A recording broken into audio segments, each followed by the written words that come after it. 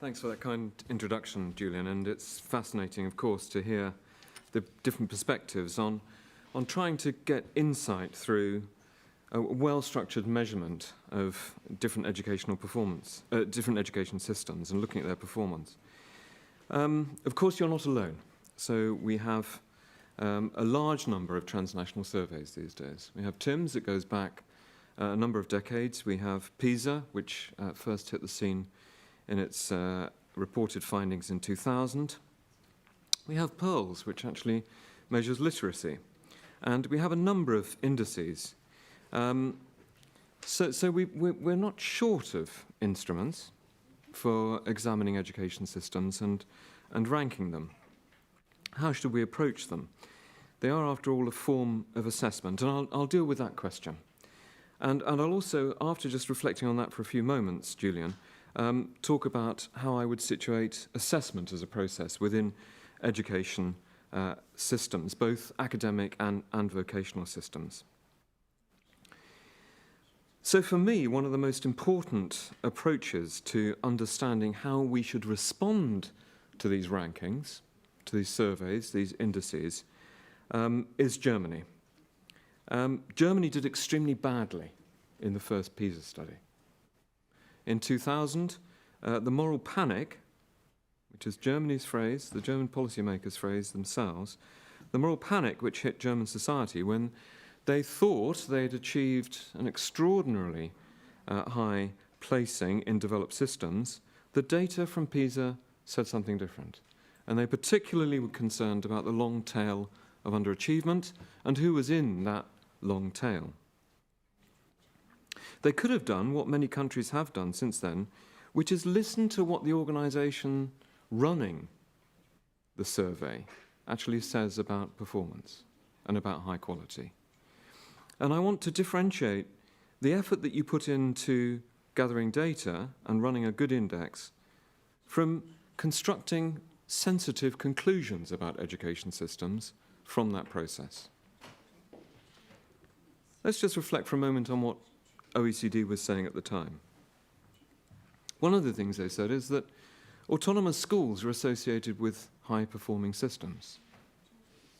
Now, a number of policymakers listened to that message, autonomous schools, high-performing systems. So if we make our schools more autonomous, our education system will improve. And in which way round is the causality? Is it that you achieve high performance because you have autonomous schools? Or is it that a high-performing system allows you to relax certain forms of restriction and therefore your schools become more autonomous? In fact, the route to achieving higher performance in some nations was in no way associated with making the schools more autonomous by relaxing restriction. It was about fine-tuning the restriction. And Germany did something very, very interesting and relatively unique. In the wake of a lot of moral panic, I mean, there were advertisements on bus shelters around Germany describing how awful the situation was because of PISA. It was in all the national newspapers. They set up a unit within the country itself to take the data, to take the insights from all the indices, then do further research, indeed to dig deeper in precisely the way you describe, to formulate sensitive national policy. And what they've done since 2000 has worked. It's worked in achieving two things which I think are not in tension, two things that can be achieved simultaneously, which is improved attainment and improved equity. One is not traded off against the other. We can all make systems more equal by reducing standards. We can all get an overall better score by ensuring that some segments of society excel. It's achieving attainment and equity and improvements in them, which is challenging but not impossible. And DIPF, a unit at Frankfurt, full of very, very competent researchers, runs over the indices and the data with great sensitivity and formulates domestic policy which is right for the nation. That was nowhere near autonomous schools. It was about increasing the length of time which young children spent in primary school. They increased the primary school day. What, says everybody? They increase the amount of time that kids are in primary school? You know, increasing stress and pressure on young people? No, you only think that if you don't realise that kids only went to primary school in Germany in the morning at that stage. Okay. So it was quite sensible to increase the length of the primary school day. A couple of reflections on what has been said and what's been covered, and then assessment, Julian. Give me a big wave when I've got 2 minutes to go. It's interesting that Finland ranks highly. It's right that you look at the kind of skills which are needed for the economy. Of course, we need deep personal engagement with learning. Children, young people, adults who are motivated in their own right to look deeply into disciplines to acquire the things which are needed in society and the economy, and things which will be good for our culture and for them as individuals. Yes, we absolutely need that.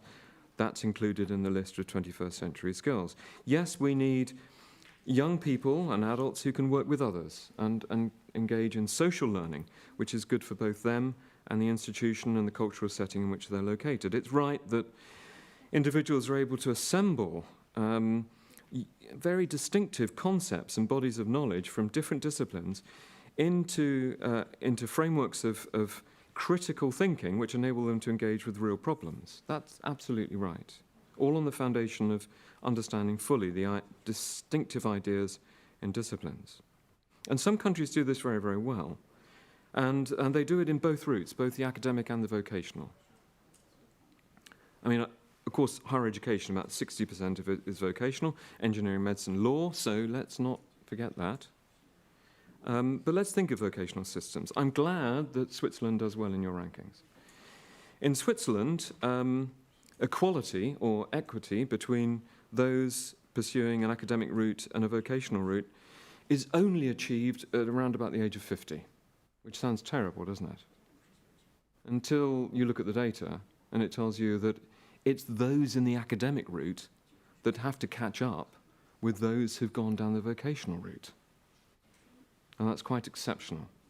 In other words, in Switzerland, there is a system which enables young people who often in other systems considered to be write-offs, no-hopers, to achieve remarkably and feed into a very vibrant economy. They're getting something very right in Switzerland. In terms of PBL in Finland, there's good news and bad news. So, yes, PBL, problem-based learning, gives all children an opportunity to develop the kind of skills I've been describing: motivation, social learning, deep research skills, critical thinking. And PBL has been introduced for a proportion of the curriculum in Finland. The law says that schools have to introduce 2 meaningful episodes of PBL in each year in schooling. These stories in the newspapers that Finland's got rid of subjects, that's just simply not true. So PBL is a component. The worrying, when you dig deeper, the worrying insights from the University of Helsinki, which has just published an evaluation of this, is it's increasing social difference. So it's opening up the gap between high attainers and low attainers. It's something that we predicted and is associated, I think, with the way in which it's being implemented. It requires a very high level of teacher competence. It requires a very high level of monitoring of what pupils are becoming interested in. Because, of course, if learners just follow their preference, those preferences can rapidly become social disadvantage and systematic disadvantage. So we do have instances where it is managed well, but if it's not managed well at system level, it can detract from equity, and that's very serious. That's being experienced in Scotland at the moment, where the introduction of cross-curriculum approaches is actually opening up differences and lowering standards. So to finish, that's a pun probably in terms of Finland. Now I'll finish on assessment. What's my vision for assessment? I think educational science, as often science does, asks us to split discipline areas up, like education, and look at individual bits, at assessment, at curriculum, at teacher training, and so on. And it's right that we should do that drilling down. But when we split things up, we often fail to see the relations between them, something which Bill Schmidt and Eric Hanushek emphasize very strongly in their work on coherence and the complexity of education systems. Good policymakers understand how everything relates. What I would like to see is assessment which really supports learning, Julian. Assessment which enables us to examine whether equity is improving in a system, to examine whether attainment for all is increasing or declining, to understand how the outcomes of assessment on an ongoing basis can be fed back into learning, to give insights into each and every child's learning and support them so that they don't just follow their preferences, so that they are able to achieve the challenging things which we've heard listed, which are required both for them as individuals, for a rich and balanced and varied society, and for participation in the labour market. We've tried to do that here in Cambridge. We've had physicists from the Cavendish Laboratory, Professor Mark Warner and Lisa Jardine-Wright, digging into our archive in Cambridge Assessment. They've looked at old exam papers. They found brilliant questions, some of them going back to 1932, and made them available, challenging questions online. And what we've now got are 150,000 hits a day on these challenging questions. But what that's doing is linking assessment and learning. What it's doing is opening up access to challenging questions to all kids, hopefully achieving an improvement both in equity and in attainment. Julian, thank you very much indeed. Thank you very much, Tim.